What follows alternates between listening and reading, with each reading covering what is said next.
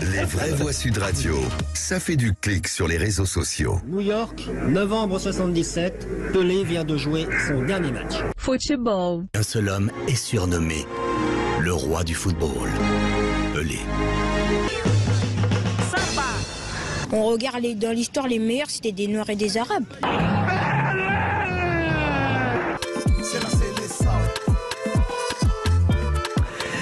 Ah bah quel petit jingle préparé donc par Benoît Goutorbe et moi, celui qui dit moi mais très modestement. Alors c'était le dernier de la bande que je voulais citer quand même aussi, Antoine Mazère, qui nous a aidé tout au long de cette semaine. Cher Antoine, donc ça fait quelques clics et vous nous proposez donc Pelé, le monde du football qui rend hommage sur les réseaux sociaux à son roi. Oui, vous l'avez entendu dans le jingle, la Seleção, il a fait vibrer énormément de millions de personnes et le message émouvant de Kylian Mbappé hier soir. Le roi du football nous a quittés, mais son héritage ne sera jamais oublié.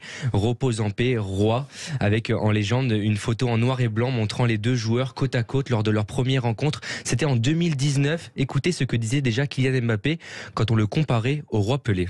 En quelque sorte, il vous a adoubé, il dit de vous que vous êtes le nouveau Pelé. Qu'est-ce que ça vous fait comme... Tu vois comme moi, il n'y en a qu'un, il est là. Moi, je suis juste Kylian. Et les comparaisons, c'est flatteur, mais je sais très bien que je ne ferai jamais ce qu'il a fait. Pelé a fait du football un art, a déclaré sur Instagram Neymar. Il ajoute, avant Pelé, le football était juste un sport. Pelé a tout changé, il a fait du football un art. Il a donné une voix aux pauvres, aux noirs et surtout il a donné de la visibilité au Brésil, a écrit l'attaquant du PSG. Le Cosmos New York, le seul club où Pelé est joué en dehors de son équipe historique, le Santos FC, a salué hier soir l'impact inestimable et durable que le légendaire footballeur a eu sur le football. Le président élu du Brésil, Lula, a estimé sur Twitter que jamais il n'y a eu un numéro 10 comme lui. Peu de Brésiliens ont porté le nom de notre pays aussi loin que lui. À l'heure actuelle, on comptabilise plus de 5 millions de tweets avec le mot Pelé. Ah oui. Il occupe seul et de loin les tendances sur Twitter aujourd'hui. Et oui, le champion. Alors c'est le roi du sport historique. Je vous pose la question, les vraies voix. Quand on a revu tous les extraits de Pelé. C'est vrai qu'il y a certaines gestuelles, notamment pour célébrer après sur les courses. Mbappé lui ressemble dans la gestuelle, sur la rapidité, sur le dribble.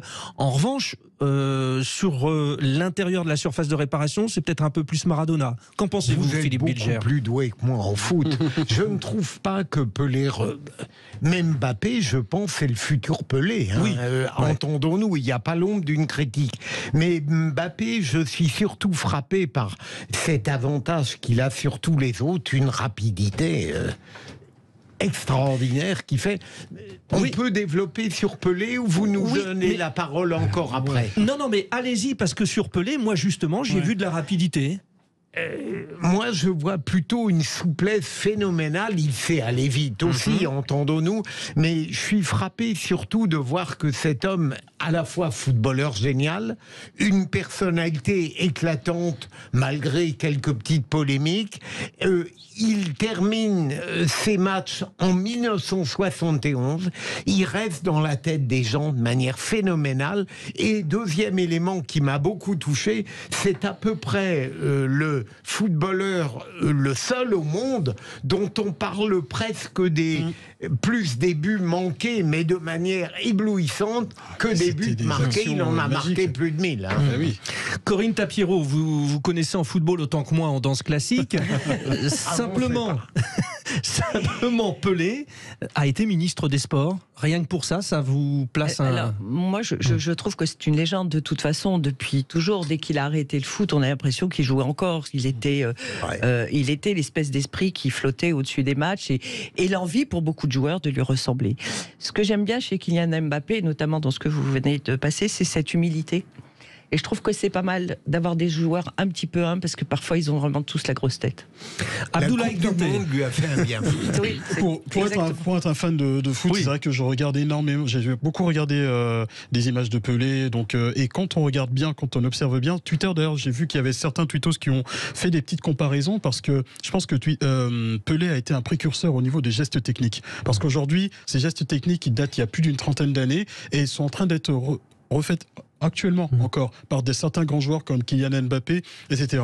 Mais comme l'a dit Philippe, c'est vrai que Pelé aussi, c'est ce magicien des buts manqués. C'est-à-dire que quand on voit cette fameuse action lors du Mondial 70, qu'il invente cette feinte, je pense même pas que quelqu'un a réussi à le faire encore, mais cette feinte où il est face au gardien tchécoslovaque, si je ne m'abuse, c'était en poule, et on le voit, mais on se dit, mais c'est impossible, quoi. Comment on peut faire ça? Le gardien fait une sortie et il arrive à faire cette feinte. D'ailleurs, j'invite les gens à revoir cette action qui quand même était extraordinaire. Mais Pelé, comme le dit souvent, je sais plus, c'est Juste Fontaine qui l'a dit lors d'une conférence. Il a dit que Pelé, c'est le foot à l'état pur en lui-même, parce que il a créé, et encore aujourd'hui, il est un exemple pour beaucoup de jeunes qui ne... Voilà. Et s'il l'a dit, c'est que c'est juste, Fontaine. Ah oui. Philippe David, excusez-moi. Bravo. Je ne le redirai pas. Cher Antoine Mazer, au 1er janvier 2023, le timbre rouge utilisé pour les expéditions de courrier en un jour sera retiré de la vente. Son alternative, la e-lettre rouge, qui est disponible sur le site de la Poste. Oui, pour remplacer justement ce timbre rouge, vous l'avez dit, c'est le timbre que pour aller accélérer les courriers. La Poste compte sur son nouveau service de lettres en ligne, aussi appelé e-lettre rouge. Donc ça veut dire dématérialiser, la lettre dématérialisée. Ce dernier fonctionne de manière assez intuitive. L'expéditeur rédige son courrier depuis un ordinateur ou un smartphone et le transmet à la Poste depuis un outil dédié sur Internet. Une fois les 1,48 € réglés en ligne, donc c'était le prix du timbre, le courrier est imprimé par la Poste, donc il peut peut-être être lu, et enfin distribué classiquement par le facteur. Avec ces nouvelles règles, la Poste souhaite réduire son impact environnemental. La nouvelle gamme de courrier doit permettre une diminution des émissions de CO2 de 25%. Mais comment vous dire que cette nouvelle n'a pas ravi les internautes ? Je vous lis quelques réactions. En gros, on supprime un service pour le remplacer par un email à 1,48 €, si j'ai bien bon. La nouvelle invention de la Poste, faire scanner et imprimer les lettres en timbre rouge à ses agents sous prétexte d'écologie. Mais notre courrier pourrait être lu. On nous prend vraiment pour des gens bons. Autant envoyer un email, c'est gratuit et plus rapide. Alors, la fin des timbres rouges pour des e-lettres dématérialisées de la Poste, bonne ou mauvaise idée, je vous laisse juger. Eh oui, en quelques clics, voilà. Alors, bon, on a déjà dépassé, parce que du coup, dès qu'on parle de football, ça dépasse. Ah oui, mais il fallait bien que ça s'arrête, cette histoire de timbre. Oui. Philippe Bilger, non, rapide. Moi, je trouve qu'on a l'art de compliquer ce qui marchait à peu près. Moi. Et là, c'est pas uniquement le conservateur qui parle. Je suis heureux de voir que beaucoup de gens, Antoine, sont de cet avis. Enfin. Abdoulaye, après, je pense que c'est une évolution. C'est vrai que aujourd'hui, moi, je trouve qu'il y a énormément de papier. Donc, moi, je voudrais dire que c'est ma fibre écologique qui parle. Je me dis que, effectivement, on a des emails maintenant. C'est-à-dire que le papier, le courrier en papier, on reçoit que des prospectus, etc. Et aujourd'hui, je pense que, pour moi, cette transformation de la Poste, après, comme on sait toujours que les transformations que font la Poste sont pas forcément très efficaces. Donc, aujourd'hui, je pense que oui, il y a les emails qui ont remplacé les courriers.